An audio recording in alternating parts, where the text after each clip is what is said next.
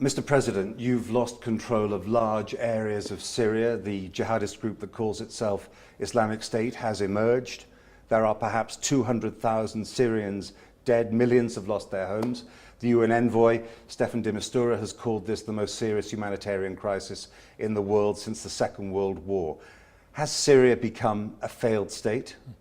No, as long as the government and the state institutions fulfilling its duty toward the Syrian people, cannot talk about failed states. Talking about losing control is something completely different. It's like if you have invasion of terrorists coming from abroad, and the government is doing its job in fighting and defending its country.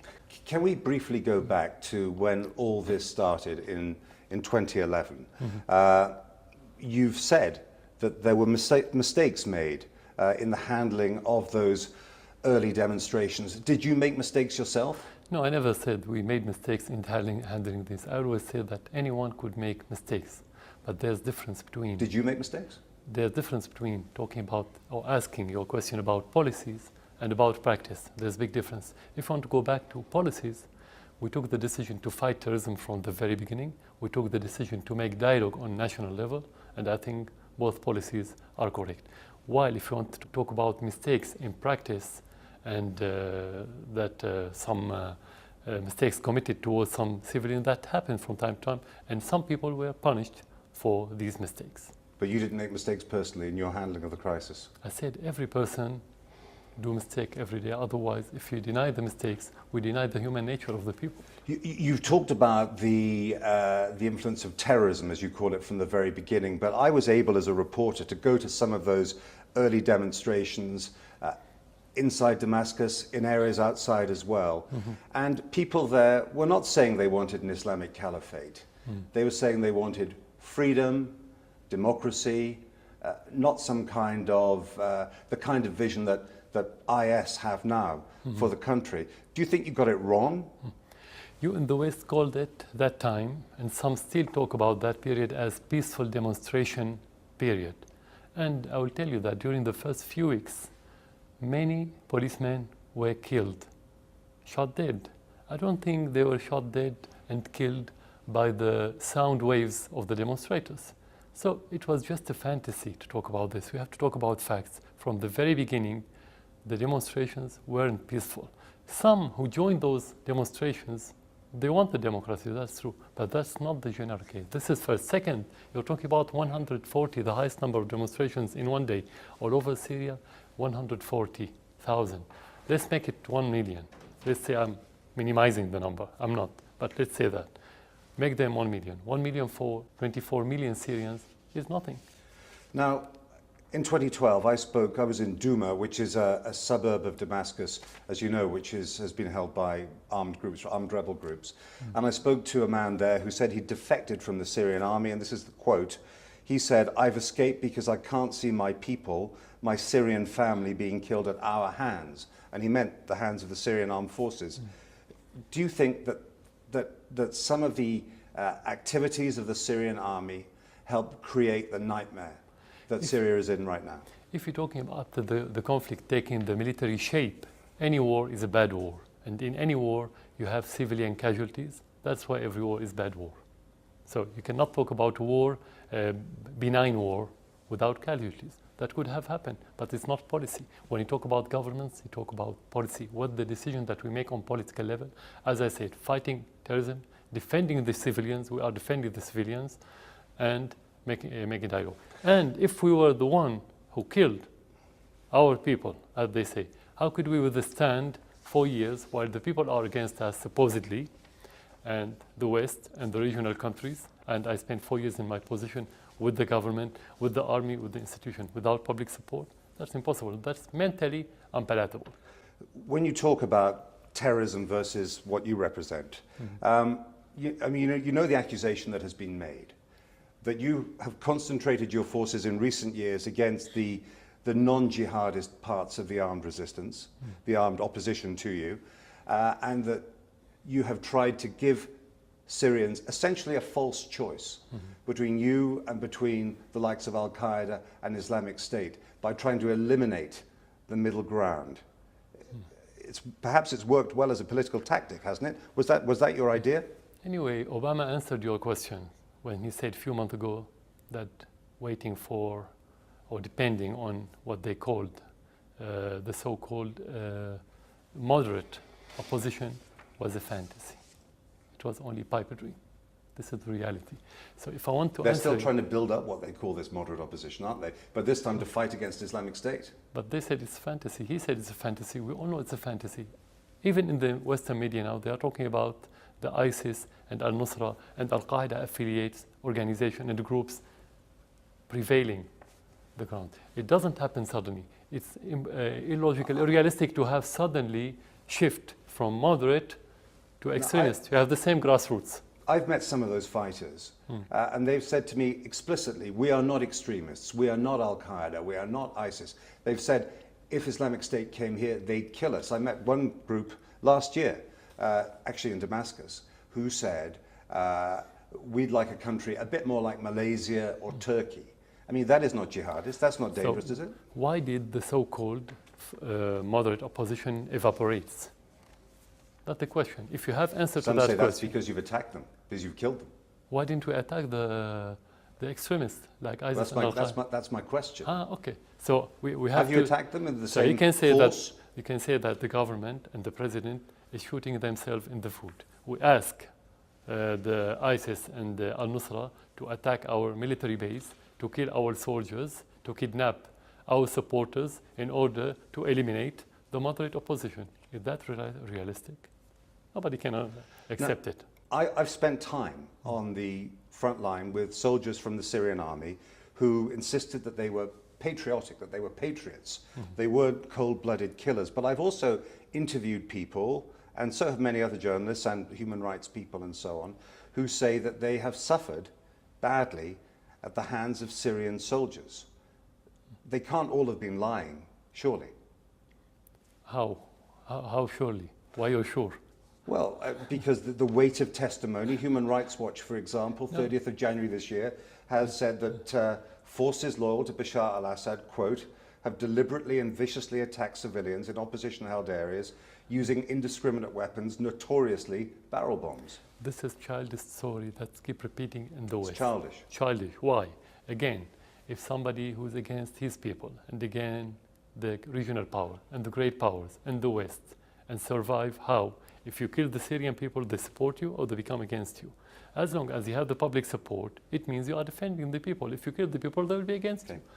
That's common logic, common sense. What about barrel bombs? You don't deny that your forces use them. I know about the army. They use bullets, missiles, and bombs. I haven't heard of army using barrels or maybe cooking pots. Large barrels full of explosives and projectiles which are dropped from helicopters and explode with devastating effect. There's been a lot of testimony about these things. They're called bombs. We have bombs, missiles, and bullets. So but you wouldn't deny that included under the category of bombs are these barrel bombs, which are indiscriminate weapons. No, there's no indiscriminate weapons. When you shoot, you aim. And when you aim at terrorists in order to protect civilians. Again, if you're talking about casualty, that's war. You cannot have war without casualty. There are always casualties in war and civilians die as well, but it is the responsibility under international humanitarian law for belligerents on both sides to do everything they can to protect civilians. And the accusation against the Syrian army is that by using barrel bombs, indiscriminate weapons, and Stefan de Mistura, again, the UN envoy, he's talked about the constant fear of barrel bombs, means that you are not respecting humanitarian law by protecting your own people. What do you say to that? First of all, we've been attacked in Damascus and in Aleppo. We've been attacked by the rebels, not vice versa. They've been attacking the Syrian with mortars. So you have to retaliate and defend your people. That's self-evident. Second, again, you are talking about somebody or government who's killing its people and the people supporting the government. This is contradiction. There's no logic in it. Of course That's you the have. answer. How can you have support and kill the people at the same time? Of course you have many supporters among part of the Syrian population, but in areas held by the rebels, the accusation is your people have used indiscriminate weapons, which they may well have attacked places where there are armed rebels, but because there are civilians there as well, the civilians have also died. And if you used less indiscriminate weapons, like barrel bombs, then this kind of thing would not be happening. During the war, you can have any kind of recrimination, any kind of allegations. Every party could blame the other one. But you have to talk about the reality. The family of those fighters, they came to the government in order to have refuge, not vice versa. You can go now and see where they live and who take care of them. If we would kill civilians, civilians should have fled to the other side, not to come to us, to the government side. If you stopped barrel bombing, and it does happen, would you not help your own case internationally? There are people now who are saying that you are a potential partner in the fight against Islamic State and that you could be part of the solution, not part of the problem. And it would be quite an easy thing, wouldn't it? Simply to order your generals, you say, look, no more of these attacks. And that would no doubt improve your international standing, would it not? So the first part of your question is about asking us to stop fulfilling our duty in defending our people against the terrorists. So that's legitimate use of force? Of course. Including barrel bombs? There's no barrel bomb. There's no barrel bombs at all? We don't have barrels. Again, it's like talking about cooking pots. So we don't have cooking pots. We only have, like any regular army, we have bombs, we have missiles, we have bullets, and etc. You know what every army has. You've given up your chemical weapons arsenal. But as you know, that this last week, the international organization which disposed of the weapons, the Organization for the Prohibition of Chemical Weapons, condemned the use of chlorine gas here in Syria, saying with a high degree of confidence it was used last summer, not blaming any side, but saying that at the same time as these attacks, 32 out of 37 people interviewed said they'd heard or seen helicopters near the village. Now, the armed groups, the rebels, don't have helicopters. Your side has helicopters. Have they been using chlorine gas to attack? Chlorine gas existed in any factory, in any house in Syria, anywhere in the world. It's not a military material. But it can be militarized. Anything can be militarized. This is first. Is chlorine gas being militarized? Second, if you want to use gas as a WMD, you have to talk about thousands and maybe tens of thousands of victims in a few hours. That didn't happen in Syria. Third, we could, with our ordinary armaments... It did happen last summer, last August of the previous year, 2013, of course. Who verified who threw those gas on who? Who verified the Your number? side didn't do that attack? No, definitely not. Definitely not. We were close to the degree that we could affect ourselves, first. Second, the number of the victims weren't as they exaggerated in the media. So it's not the WMD, it's not about gas. It's something we don't know what is it, because we don't exist in that region. So you're not using chlorine gas? No, definitely. On the fight against Islamic State and Al-Qaeda, the US and others have said you cannot be a partner in that fight. Would you like to be a partner? Would you like to join the coalition? Partner with who? Partner with the countries that are attacking Islamic State at the moment. Do you mean the alliance? The Jordanians? No, definitely we cannot, and we don't have the will and we don't want, for one simple reason, because we cannot be alliance with a country who support the terrorism. Which country? Because we are fighting the terrorism. Those countries who consist the alliance, mainly, most of them, support the terrorists. You've been very harsh in your criticism of the Saudis. Now, the Saudis say they are against Islamic State. They're frightened of Islamic State because Islamic State do not want a royal family in Saudi Arabia. So isn't it logical that they want them out? Why would they support them? First of all, the source of this Islamic State ideology and other Al-Qaeda affiliates groups are the Wahhabi that's been supported by the royal family in Saudi Arabia. So just to say that we do and we don't, it doesn't matter. It's what you do, what the action that you are taking in order to prove that what you are saying is correct. So you're saying then that the Saudis bear a high degree of responsibility for the emergence of these ideologies and of these armed groups? Definitely. There's no question. So why have they rounded up and imprisoned so many Al-Qaeda sympathizers inside Saudi Arabia itself? I think because they think that once it's going to be their turn, because the society in that kingdom is more inclined to be Daesh and to accept such ideology, Islamic such State supporters, Islamic yeah. State. Yeah, that's why. Let's talk about American attitudes. Your departure from office is still official American policy, but there are signs that they are softening. Secretary of State John Kerry recently said that instead of saying, he said that you should change your policies. It's time for President Assad to put the people first, think about the consequences. So is that a lifeline that he's offering? Is he softening in his attitude? Do you believe that you are now being seen as part of the solution?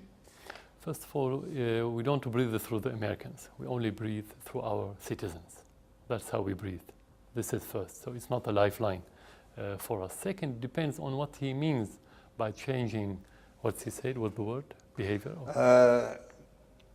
Put the people first, think about the consequences of their actions. Yeah, okay. This is seen as a softening because in the Yeah. past they've said, first of all, So- Assad must go. Yeah. So second, it depends on what Kerry meant by his statement or any other official. It's not only about him as person.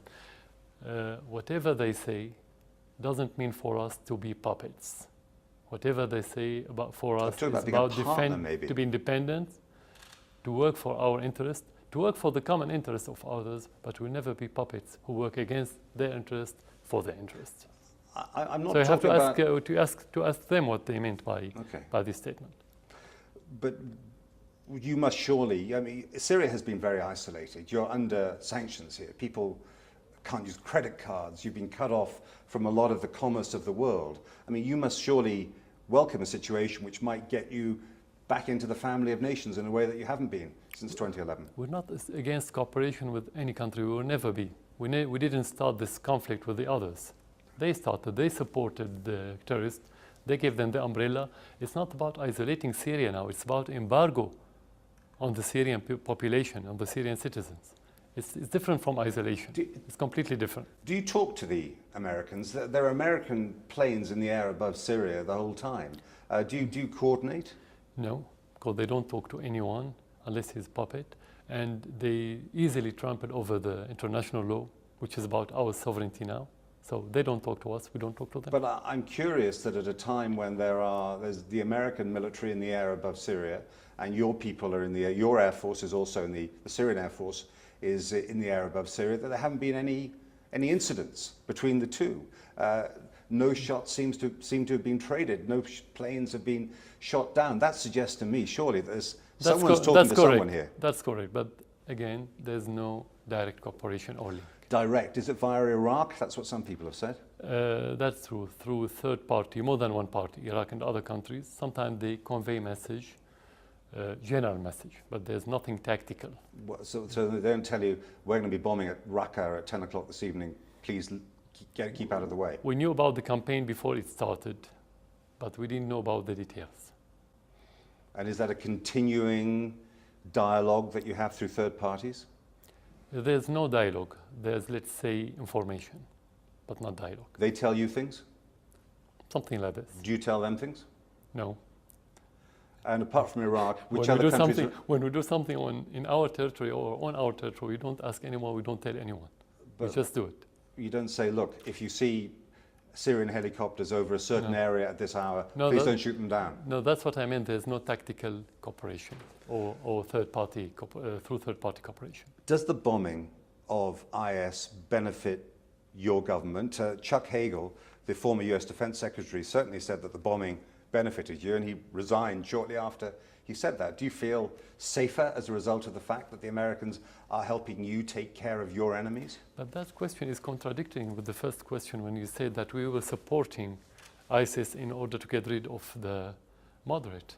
If we are against ISIS, we don't support ISIS. So this question is more realistic that, yes, it will have some benefits, but if it was more serious and more effective and more efficient, it's not that much. Can we talk about the humanitarian situation a little bit? One of the effective military tactics the Syrian army has used is to isolate areas held by rebels and effectively to starve them out.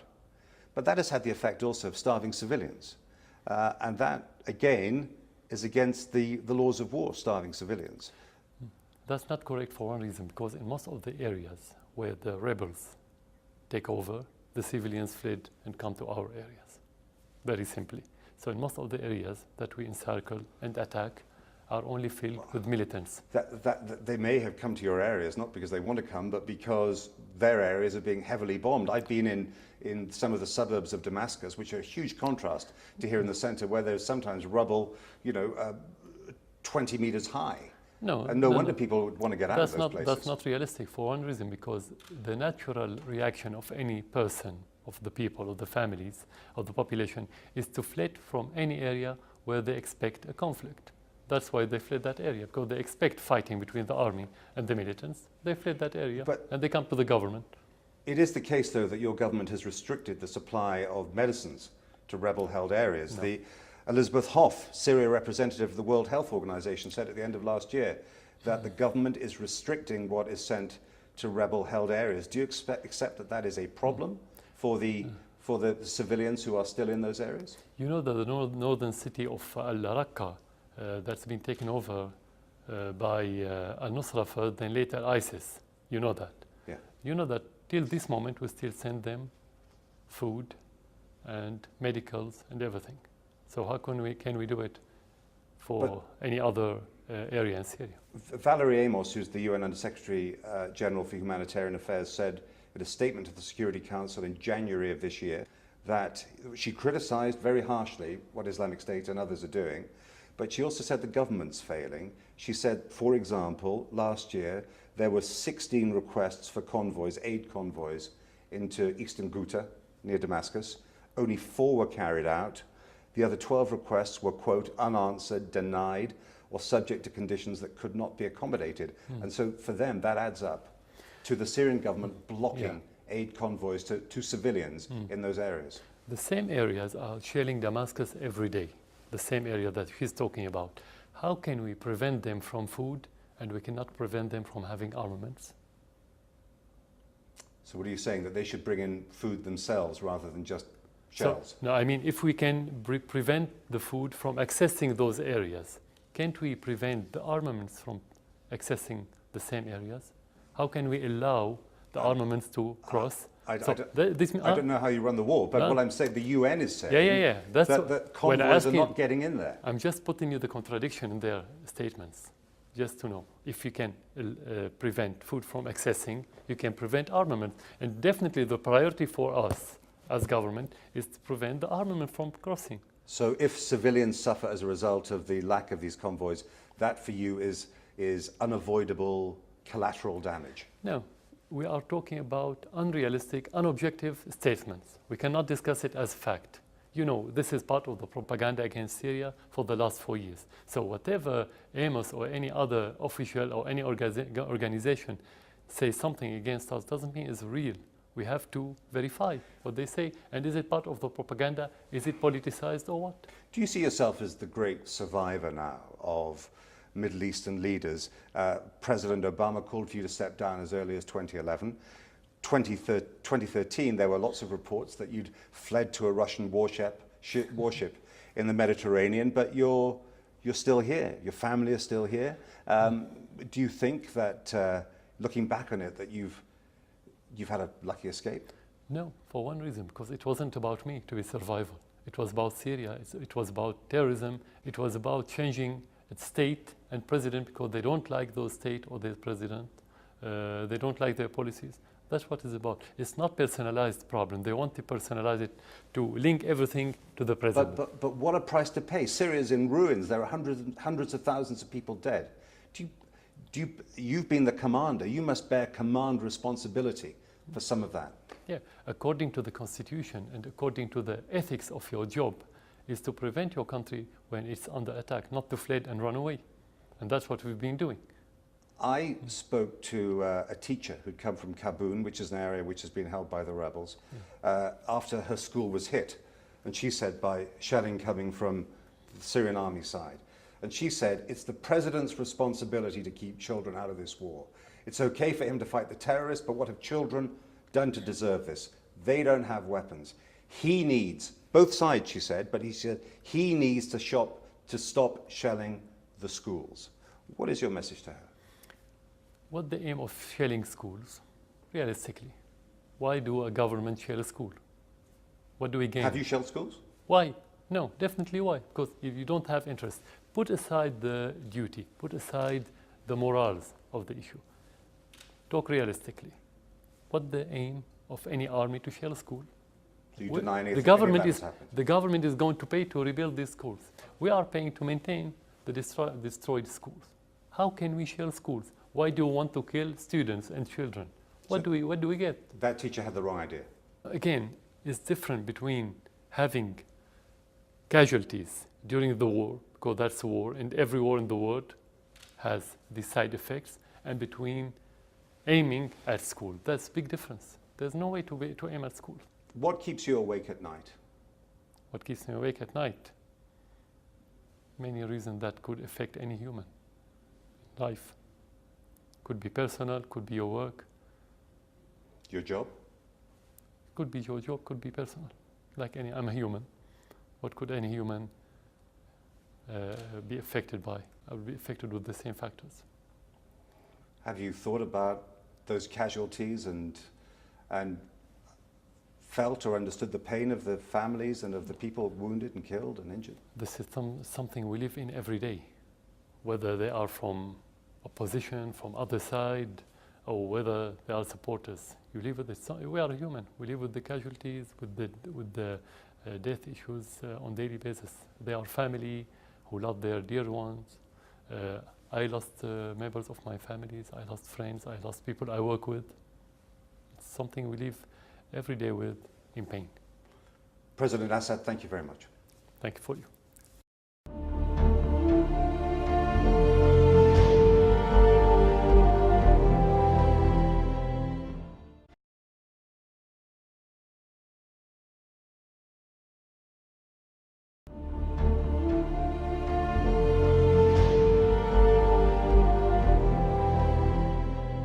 Mr. President, you've lost control of large areas of Syria. The jihadist group that calls itself Islamic State has emerged. There are perhaps 200,000 Syrians dead. Millions have lost their homes. The UN envoy, Staffan de Mistura, has called this the most serious humanitarian crisis in the world since the Second World War. Has Syria become a failed state? No, as long as the government and the state institutions fulfilling its duty toward the Syrian people, cannot talk about failed states. To go to some of those early demonstrations inside Damascus, in areas outside as well. And people there were not saying they wanted an Islamic caliphate. They were saying they wanted freedom, democracy, not some kind of, the kind of vision that IS have now for the country. Do you think you got it wrong? You in the West called it that time, and some still talk about that period as peaceful demonstration period. And I will tell you that during the first few weeks, many policemen were killed, shot dead. I don't think they were shot dead and killed by the sound waves of the demonstrators. So it was just a fantasy to talk about this. We have to talk about facts. From the very beginning, the demonstrations weren't peaceful. Some who joined those demonstrations, they wanted democracy, that's true, but that's not the general case. This is first. Second, you're talking about 140, the highest number of demonstrations in one day. All over Syria, 140,000. Let's make it 1 million. Let's say I'm minimizing the number. I'm not, but let's say that. Make them 1 million. 1 million for 24 million Syrians is nothing. Now, in 2012, I was in Douma, which is a suburb of Damascus, as you know, which has been held by armed rebel groups. And talking about losing control is something completely different. It's like if you have invasion of terrorists coming from abroad, and the government is doing its job in fighting and defending its country. Can we briefly go back to when all this started in 2011? You've said that there were mistakes made in the handling of those early demonstrations. Did you make mistakes yourself? No, I never said we made mistakes in handling this. I always said that anyone could make mistakes, but there's difference between... Did you make mistakes? there's a difference between talking about or asking your question about policies and about practice. There's a big difference. If you want to go back to policies, we took the decision to fight terrorism from the very beginning. We took the decision to make dialogue on national level, and I think both policies are correct. While if you want to talk about mistakes in practice and some mistakes committed towards some civilians, that happens from time to time, and some people were punished for these mistakes. But you didn't make mistakes personally in your handling of the crisis. I said every person do mistake every day. Otherwise, if you deny the mistakes, we deny the human nature of the people. You've talked about the influence of terrorism, as you call it, from the very beginning, but I was able as a reporter